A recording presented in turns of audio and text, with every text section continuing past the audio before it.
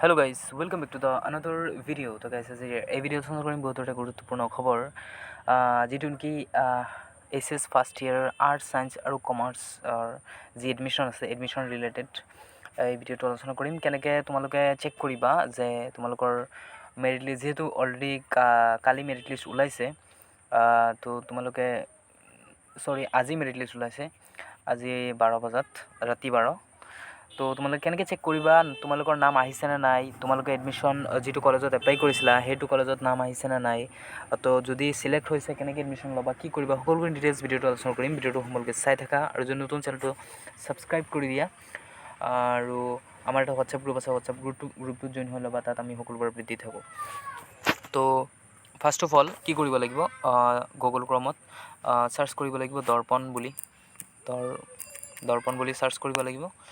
দৰ্পণ বুলি চাৰ্চ কৰাৰ লগতে ফাৰ্ষ্ট যিটো লিংক আহিব সেই লিংকটোত ক্লিক কৰিব লাগিব, নহ'লে মই এই লিংকটো ডিছক্ৰিপশ্যনত দি দিম, জাষ্ট ক্লিক কৰি আহিব পাৰিবা। তো ফাৰ্ষ্ট অফ অল ইয়াত এইটো যিটো ষ্টুডেণ্ট এডমিশ্যন আছে চিম্পলি ইয়াত ক্লিক কৰিব লাগিব। ইয়াত ক্লিক কৰাৰ পিছত এটা নতুন পেজ খোল খাব।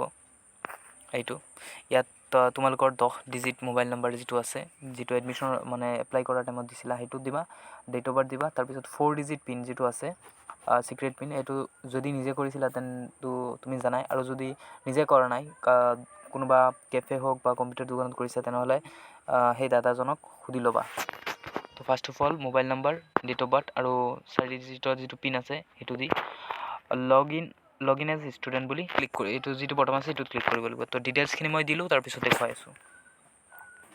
তো সকলোখিনি ডিটেইলছ দিয়াৰ পিছত লগ ইন এজ ষ্টুডেণ্ট বুলি বটম যিটো আছে সেইটোত ক্লিক কৰাৰ লগে লগে এটা নতুন পেজ খোল খাব, যিটো ষ্টুডেণ্ট পৰ্টেল আছে সেইটো অ'পেন হৈ যাব। ইয়াত স্ক্ৰীণত আপুনি চাব পাৰিছে, ইয়াত এটা যিহেতু ইয়াত এডমিশ্যন অফাৰ ইয়াত চাব পাৰিছে, ইয়াত আপোনালোকে এপ্লিকেশ্যন ছাবমিটেড যিটো বটম আছে এইটো অপশ্যনত আপোনালোকে যিকেইটা এপ্লিকেশ্যন ছাবমিট কৰিছে যিকেইটা কলেজত, টোটেল 5টাহে ছাবমিট কৰিব পাৰে। তো মই যিটো লগ ইন কৰিছোঁ সেইটো মই এটাই ছাবমিট কৰিছিলোঁ, তো এটাই দেখাইছে। আৰু এডমিশ্যন অফাৰ্ড যদি এইটো ছেকশ্যনত যদি আপোনালোকৰ আহি যায়, এডমিশ্যন অফাৰ্ড যিটো বটম ছেকশ্যন আছে গ্ৰীণ ছেকশ্যন, যিটো গ্ৰীণ কালাৰত দেখা পাইছে, ইয়াত যদি আপোনাৰ 1 বা 2 আহে বা 3 আহে বা 4 আহে তেনেহ'লে আপোনালোকে গম পাব যে আপোনালোকৰ 3 বা 4টা কলেজত আপোনালোকৰ নাম আহিছে, আপোনালোকে এডমিশ্যন ল'ব পাৰিব। তো এডমিশ্যন অফাৰ বটম যিটো বটম আছে চিম্পলি তাত ক্লিক কৰি দিলে হ'ল। ক্লিক কৰি দিয়াৰ লগে লগে চেক কৰিব পাৰিব যে আপুনি কোনটো কলেজত পাইছে। তো এই যিটো দেখাই আছে এইটো হ'ল ঢিং কলেজত এপ্লাই কৰা হৈছিল। তো ইয়াত অলপ স্ক্ৰল ডাউন কৰিলে চাব পাৰিছে, congrats you have been offered admission by the institute, please accept admission offer in one institution only. এতিয়া কোৱা হৈছে যে আপুনি এই যিটো ঢিং কলেজৰ কাৰণে আপুনি চিলেক্ট হৈছে। ইয়াত এতিয়া এডমিশ্যন একচেপ্ট কৰিব লাগিব ষ্টুডেণ্টে। এতিয়া আপোনালোকে ডিচাইড কৰি ল'ব, আপোনালোকে যদি 3-4টা কলেজত এডমিশ্যন কৰিছে তেনেহ'লে যদি গোটেইকেইটাত আপোনালোকে চিলেক্ট হৈছে তেনেহ'লে যিকোনো এটা আপোনালোকে ভাবি চিন্তি ল'ব, যিটোত হয় কনফাৰ্ম যাব সেইটোৱে চিলেক্ট কৰিব। একচেপ্ট এডমিশ্যন ৰিকুৱেষ্ট যিটো আছে সেইটো একচেপ্ট কৰিব। এডমিশ্যন ৰিকুৱেষ্ট একচেপ্ট কৰোঁতে আপোনালোকে সাৱধান হ'ব, কাৰণ যদি এবাৰ একচেপ্ট কৰি দিয়ে তেনেহ'লে এইটো চেঞ্জেছ কৰিব নোৱাৰে।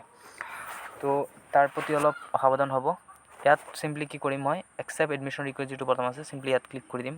ইয়াত কোৱা হৈছে চাব, very careful, accept only one admission offer, মানে আপুনি এটা কলেজত এবাৰেই আপুনি কৰিব পাৰিব মানে এডমিশ্যন। আদাৰ admission offer if any will be cancel, মানে বাকী যিকেইটা আপোনাৰ এডমিশ্যন অফাৰ আছে বা যিকেইটা কলেজত আপুনি এডমিশ্যন মানে মেৰিট লিষ্টত নাম আহিছে আপোনাৰ সেইখিনি কেঞ্চেল হৈ যাব।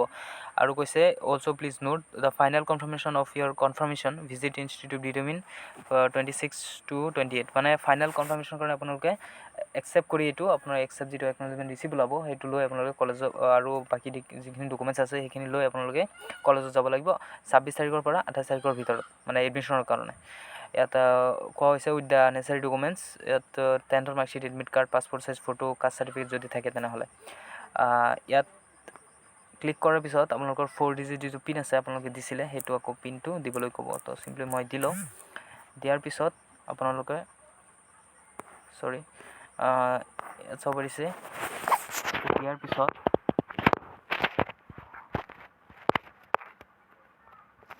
পিনটো দিয়াৰ পিছত আপোনালোকৰ যদি আপুনি একচেপ্ট এডমিশ্যন ৰিকুৱেষ্ট কৰে, তাৰপিছত যিটো পিন আছে সেই পিনটো দিয়াৰ পিছত একচেপ্ট এডমিশ্যন বুলি যিটো আছে চিম্পলি ইয়াত ক্লিক কৰি দিব। ক্লিক কৰি দিয়াৰ লগে লগে আপোনালোকৰ যিটো এডমিশ্যন আছে সেইটো আপোনালোকৰ একচেপ্ট হৈ গ'ল। ইয়াত আপোনালোকৰ চাব পাৰিছে admission request accepted by you, now visit institute with the all necessary documents for admission like original class 10 marks admit card marksheet etcetera along with passport size photograph video' in 26 to 26 তাৰিখৰ পৰা 28 তাৰিখৰ ভিতৰত আপোনালোকৰ মানে institute visit কৰিব, college বা higher secondary যিটো apply কৰিছে আপুনি সেইটোত ভিজিট কৰিব।